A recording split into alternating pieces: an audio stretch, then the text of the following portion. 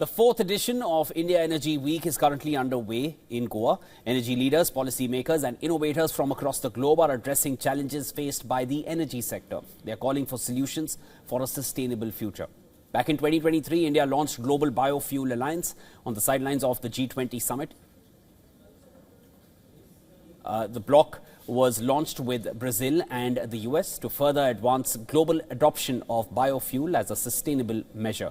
19 countries and 12 international bodies are part of this multilateral alliance. WION's correspondent Dharamjot Kaur spoke to top officials of the Global Biofuel Alliance. Listen to this. The GBA, or the Global Biofuel Alliance, is not just seen as an environmental club, but as a critical tool in providing geopolitical stabilization in so many areas that we see. It's like if you take at, we call it the global energy trilemma, not even dilemma, trilemma.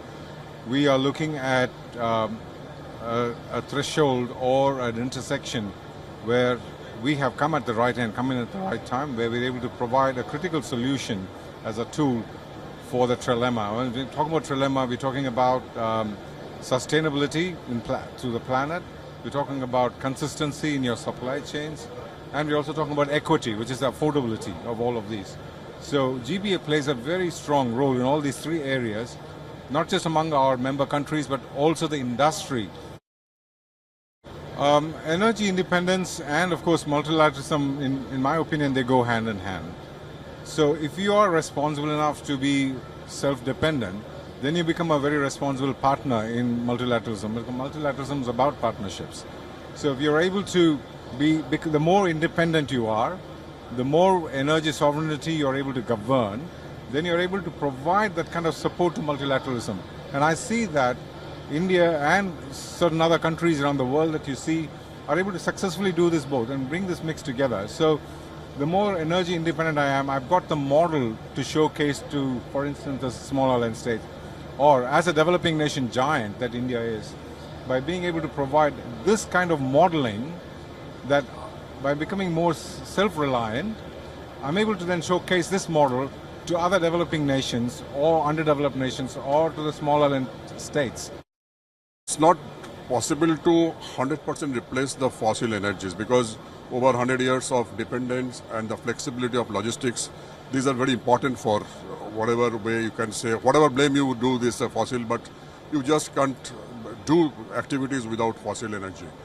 But whatever best possible, like today India is doing 20% blending in ethanol, in petrol, and which was only 1%, even less than 1% in 13 years back, in 2012 when I took over ethanol journey for the country as a coordinator, and Ministry of Petroleum, the interactions with that, and the Prime Minister's office. So this has become a journey which in 12, 13 years time from almost 1% came to 20%. So this is going to happen for the biogas also. What is started lying today, it's almost 1% we have reached. But this will be faster. Because, by the time the technologies, then, blockchain technologies, then artificial intelligence, all those things are coming in that logistics. And the major advantage of biofuel, which we are driving from Global Biofuel Alliance, is the logistics is already available. Logistics mode of transportation is already available. The pipeline is available, coastal tankers are available, engines are not able to replace. We don't need to buy some extra, fittings.